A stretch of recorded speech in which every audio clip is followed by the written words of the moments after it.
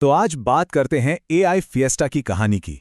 ये एक ऐसे स्टार्टअप की कहानी है जो लॉन्च होने के कुछ ही हफ्तों में एक तरफ तो जबरदस्त सफलता देख रहा था और दूसरी तरफ स्कैम के आरोपों से घिरा हुआ था। ये एक एंटरप्रेन्योर की कहानी है जिसने एक ही वक्त पर बेहिसाब कामयाबी और उतनी ही बड़ी चुनौतियों का सामना किया।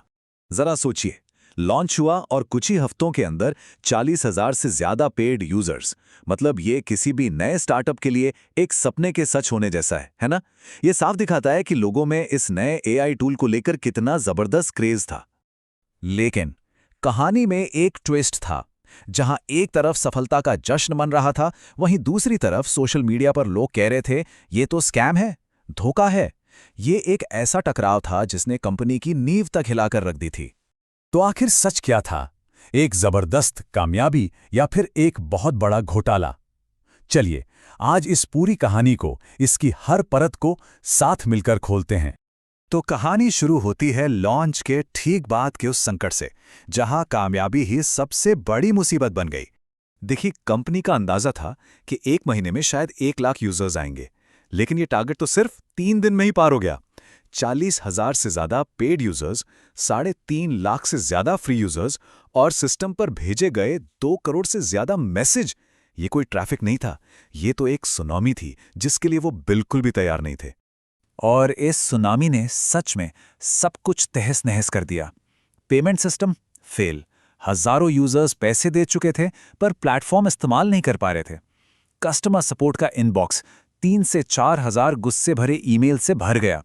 और फिर जो हो सकता था सबसे बुरा, वो हो गया। उनका कोर एआई जेमिनाई, मतलब जो इस पूरे ऑपरेशन का दिमाग था, वो ही क्रैश हो गया। अब इन सारी टेक्निकल प्रॉब्लम्स ने तो जैसे आग में घी ही डाल दिया। सोशल मीडिया पर स्कैम का शोर मच गया और कंपनी की इज्जत, जो कुछ दिन पहले आसमान छू रही थी, अब पूरी तरह दांव पर लग चुकी थी। तो यहां से कहानी एक बहुत जरूरी मोड़ लेती है। देखते हैं कि कैसे टीम ने इस मुसीबत को एक मौके में बदल दिया। फाउंडर ने एक बड़ा सिंपल सा मंत्र अपनाया, चिंता नहीं, चिंतन करना है। मतलब पैनिक होके इधर उधर भागने के बजाय शांत दिमाग से बैठकर सोचना है कि इसका हल क्या है। और इसी सोच ने सब कुछ बदल दिया। तो उनका एक्शन प्लान बहुत ही सधा हुआ था। सबसे पहला काम, जो सबसे बड़ी टेक्निकल आग लगी है, उसे बुझाओ। और पता है, जेमिनाई एआई वाली प्रॉब्लम को सिर्फ 24 घंटे के अंदर ठीक कर दिया गया। इसके बाद उन्होंने एक एक करके बाकी मुश्किलों पर ध्यान दिया।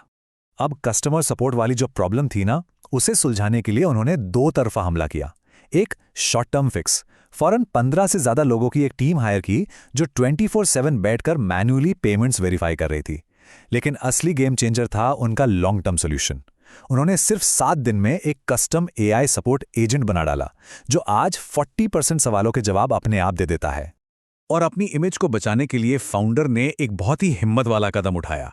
उन्होंने जो सबसे बड़े आलोचक थे, जिनकी शिकायतें सच में जायज थीं, उनसे सीधे बात की, उनकी प्रॉब्लम्स को सॉल्व किया। बाकी के शोर शराबे पे ध्यान देने के बजाय उन्होंने अपना पूरा फोकस प्रोडक्ट को और बेहतर बनाने में लगा दिया। तो अब कहानी क्राइसिस मैनेजमेंट से इनोवेशन की तरफ मुड़ती है।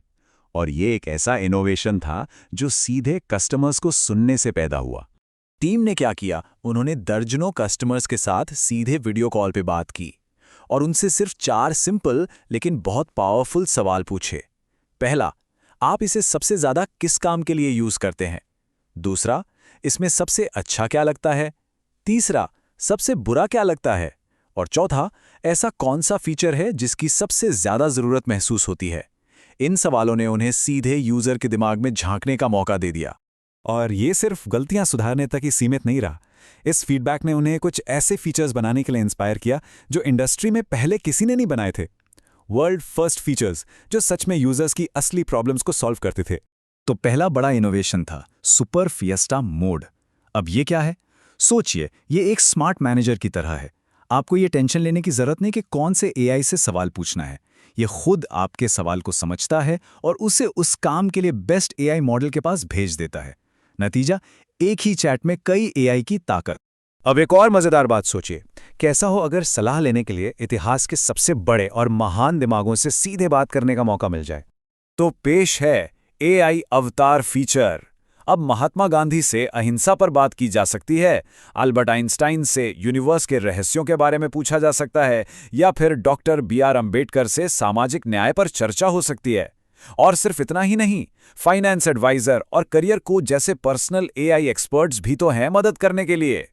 तो इस पूरे तूफानी सफर से आखिर क्या सीखने को मिलता है और AI फिएस्टा का आगे का रास्ता क्या है? फाउंडर के लिए ये बात बिल्कुल साफ है। उनका मानना है कि असल में हार वो नहीं है जो गिरता है, हार वो है जो हार मान लेता है। वो शुरुआती संकट कोई फेलियर नहीं था, बल्कि वो तो सफर का एक जरूरी हिस्सा था जिसने उन्हें और भी ज्यादा मजबूत बनाया। और यहीं पर AI फिएस्टा की कहानी हमें एक बहुत बड़े सवाल के साथ छोड़ जाती है कि क्या फेलियर एक नतीजा है या फिर सिर्फ हार मान लेने का एक फैसला। AI फिएस्टा ने हार नहीं मानी, उन्होंने मुसीबत को एक नए आविष्कार में बदल दिया। और शायद किसी भी कामयाब सफर का असली मतलब यही होता है।